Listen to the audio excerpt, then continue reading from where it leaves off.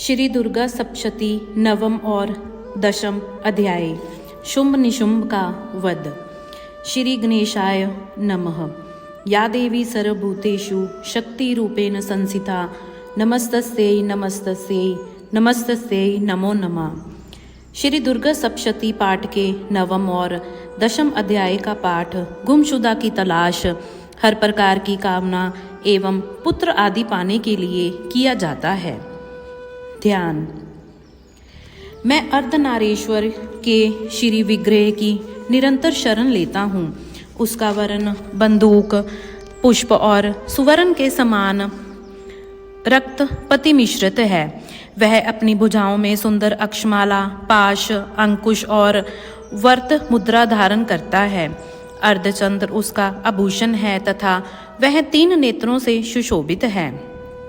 राजा ने कहा, भगवान, आपने रक्त बीज के वध से संबंध रखने वाला देवी चरित्र का यह अद्भुत महात्म्य मुझे बतलाया।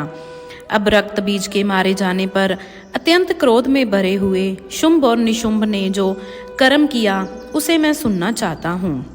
ऋषि कहते हैं, राजन, युद्ध में रक्त बीज तथा अन्य दैत्यों के मारे जाने पर शुंभ और निशुंभ के क्रोध की सीमा ना रही। अपनी विशाल सेना इस प्रकार मारी जाती देख निशुंभ अमर्ष में भरकर देवी की ओर दौड़ा। उसके साथ असुरों की प्रधान सेना थी। उसके आगे पीछे तथा पार्श्व भाग में बड़े बड़े असुर थे, जो क्रोध से ओंठ चबाते हुए देवी को मार डालने आए। महापराक्रमी शुंभ भी अपनी सेना के साथ मातृगणों से युद्ध करके क्रोधवश चंडिका को मारने के लिए आ पहुंचा। तब देवी के साथ शुंभ और निशुंभ का घोर संग्राम छिड़ गया। वे दोनों दैत्य मेघों की भांति बाणों की भयंकर वृष्टि कर रहे थे।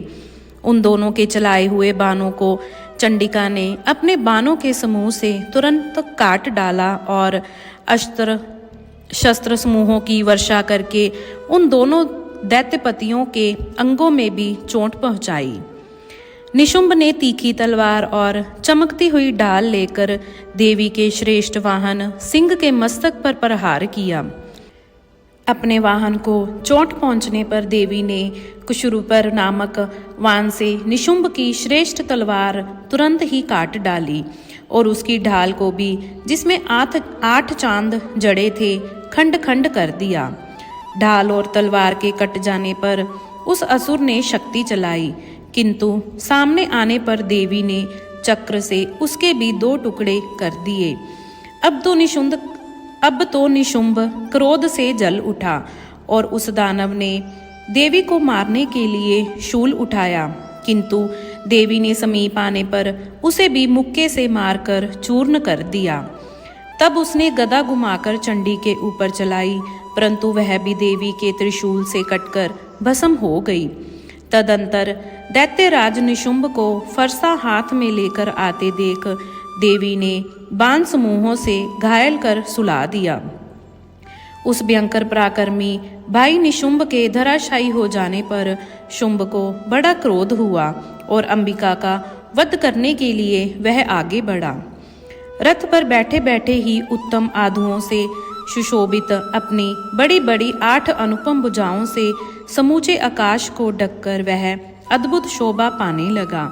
उसे आते देख देवी ने शंख बजाया और धनुष की प्रत्यंचा का भी अत्यंत दुस्सह शब्द किया।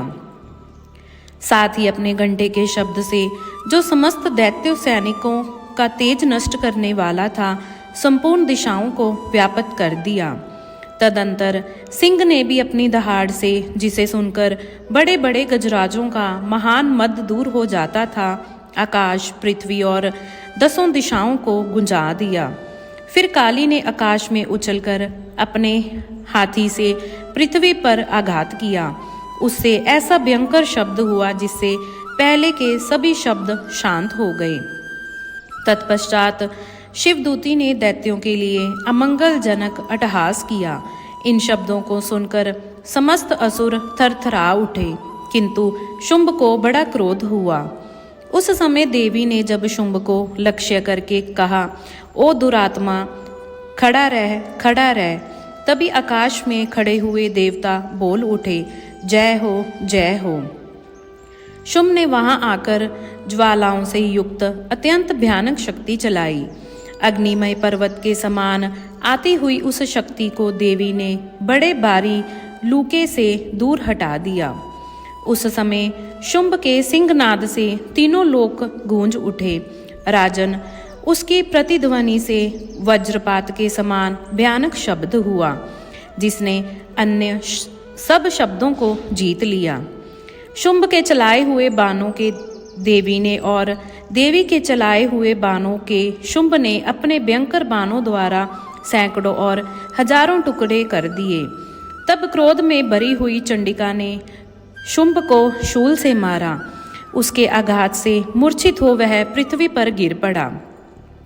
इतने में ही निशुंभ को चेतना हुई और उसने धनुष हाथ में लेकर बाणों द्वारा देवी काली तथा सिंह को घायल कर डाला। फिर उस दैत्यराज ने 10,000 बाहें बनाकर चक्रों के प्रहार से चंडिका को आच्छादित कर दिया। तब दुर्गम पीड़ा का नाश करने वाली भगवती दुर्गे ने कुपित होकर अपने बाणों से उन चक्रों तथा बाणों को काट गिराया। यह देख निशुंभ दैत्य सेना के साथ चंडिका का वध करने के लिए हाथ में गदा ले बड़े बेग से दौड़ा। उसके आते ही चंडी ने तीखी धार वाली तलवार से उसकी गदा को शीघ्र ही काट डाला। तब उसने शूल हाथ में ले लिया। देवताओं को पीड़ा देने वाले निशुंभ को शूल हाथ में लिए आता देख चंडिका ने वेग से चलाए हुए अपने शूल से उसकी छाती छेद डाली। शूल से विदीर्ण हो जाने पर उसकी छाती से एक दूसरा महाबली एवं पराक्रमी पुरुष खड़ी रह कहता हुआ निकला। उस निकलते हुए पुरुष की बात सुनकर देवी ठठाकर हंस पड़ी और खड्ग से उन्होंने उसका मस्तक काट डाला। फिर तो वह पृथ्वी पर गिर पड़ा। तदंतर सिंह अपनी दाढ़ों से असुरों की गर्दन कुचलकर खाने लगा। यह बड़ा भयंकर दृश्य था। उधर काली तथा शिवदूती ने भी अन्य दैत्यों का भक्षण आरंभ किया। कुमारी की शक्ति से विदीर्ण होकर कितने ही महादैत्य नष्ट हो गए। ब्राह्मणी के मंत्रपूत जल से निस्तेज होकर कितने ही बाघ खड़े हुए। कितने ही दैत्य महेश्वरी के त्रिशूल से छिन्न भिन्न हो धराशायी हो गए। वाराही के थुथुन के आघात से कितनों का पृथ्वी पर कचूमर निकल गया। वैष्णवी ने भी अपने चक्र से दानवों के टुकड़े टुकड़े कर डाले। इंद्री ने हाथ से छूटे हुए वज्र से कितने ही प्राणों से हाथ धो बैठे। कुछ असुर नष्ट हो गए, कुछ उस समय महायुद्ध से भाग गए तथा कितने ही काली, शिवदूती तथा सिंह के ग्रास बन गए। इस प्रकार श्री मार्कंडेय पुराण में सावर्णिक मनवंतर की कथा के अंतर्गत देवी महात्म्य में निशुंभ वध नामक 9वां अध्याय पूरा हुआ। जय माता दी। श्री दुर्गा सप्तशती 10वां अध्याय, शुंभ का वध। ध्यान। मैं मस्तक पर अर्धचंद्र धारण करने वाली शिव शक्ति स्वरूपा भगवती कामेश्वरी का हृदय में चिंतन करता हूँ। वे तपाए हुए सुवर्ण के समान सुंदर है। सूर्य, चंद्रमा और अग्नि, ये ही 3 उनके नेत्र हैं तथा वे अपने मनोहर हाथों में धनुष, बाण, अंकुश, पाश और शूल धारण किए हुए हैं। ऋषि कहते हैं, राजन, अपने प्राणों के समान प्यारे भाई निशुंभ को मारा गया देख तथा सारी सेना का संहार होते जान शुंभ कुपित होकर कहा, दुष्ट दुर्गे, तू बल के अभिमान में झूठ मूठ का घमंड ना दिखा। तू बड़ी माननी बनी हुई है, किंतु दूसरियों स्त्रियों के बल का सहारा लेकर लड़ती है। देवी बोली, ओ दुष्ट, मैं अकेली ही हूँ। इस संसार में मेरे सिवा दूसरी कौन है? देख, ये मेरी ही विभूतियां हैं, अतः मुझ में ही प्रवेश कर रही हैं। तदंतर ब्राह्मणी आदि समस्त देवियां अंबिका देवी के शरीर में लीन हो गई। उस समय केवल अंबिका देवी ही रह गई। देवी बोली, मैं अपने ऐश्वर्य शक्ति से अनेक रूपों में यहाँ उपस्थित हुई थी। अब उन सब रूपों को मैंने समेट लिया। अब अकेली ही युद्ध में खड़ी हूँ, तुम भी स्थिर हो जाओ। ऋषि कहते हैं, तदंतर देवी और शुंभ दोनों में सब देवताओं तथा दानवों को देखते देखते भयंकर युद्ध छिड़ गया। बाणों की वर्षा तथा तीखे शस्त्रों एवं दारूण अस्त्रों के प्रहार के कारण उन दोनों का युद्ध सब लोगों के लिए बड़ा भयानक प्रतीत हुआ। उस समय अंबिका देवी ने जो सैकड़ों दिव्य अस्त्र छोड़े, उन्हें दैत्यराज शुंभ ने उनके निवारक अस्त्रों द्वारा काट डाला। इस प्रकार शुंभ ने भी जो दिव्य अस्त्र चलाए, उन्हें परमेश्वरी ने हुंकार शब्द के उच्चारण आदि द्वारा खिलवाड़ में ही नष्ट कर डाला। तब उस असुर ने सैकड़ों बाणों से देवी को आच्छादित कर दिया। यह देख क्रोध में भरी हुई उन देवी ने भी बाण मारकर उसका धनुष काट डाला। धनुष कट जाने पर फिर दैत्यराज ने शक्ति हाथ में ली, किंतु देवी ने चक्र से उसके हाथ की शक्ति को भी काट गिराया। तत्पश्चात दैत्यों के स्वामी शुंभ ने 100 चांद वाली चमकती हुई ढाल और तलवार हाथ में ले उस समय देवी पर धावा किया। उसके आते ही चंडिका ने अपने धनुष से छोड़े हुए तीखे बाणों द्वारा उसकी सूर्य किरणों के समान उज्जवल ढाल और तलवार को तुरंत काट दिया। फिर उस दैत्य ने घोड़े और सारथी मारे गए। धनुष तो पहले ही कट चुका था। अब उसने अंबिका को मारने के लिए उद्यत हो भयंकर मुग्धर हाथ में लिया। उसे आते देख देवी ने अपने तीक्ष्ण बाणों से उसका मुद्गर भी काट डाला। तिस पर भी वह असुर मुक्का तानकर बड़े बेग से देवी की ओर झपटा। उस दैत्यराज ने देवी की छाती में मुक्का मारा। तब उन देवी ने भी उसकी छाती में एक चांटा जड़ दिया। देवी का थप्पड़ खाकर दैत्यराज शुंभ पृथ्वी पर गिर पड़ा, किंतु पुनः सहसा पूर्वत उठकर खड़ा हो गया। फिर वह उछला और देवी को ऊपर ले जाकर आकाश में खड़ा हो गया। तब चंडिका आकाश में भी बिना किसी आधार के ही शुंभ के साथ युद्ध करने लगी। उस समय दैत्य और चंडिका आकाश में एक दूसरे से लड़ने लगे। उनका वह युद्ध पहले सिद्ध और मुनियों को विस्मय में डालने वाला हुआ। फिर अंबिका ने शुंभ के साथ बहुत देर तक युद्ध करने के पश्चात उसे उठाकर घुमाया और पृथ्वी पर पटक दिया।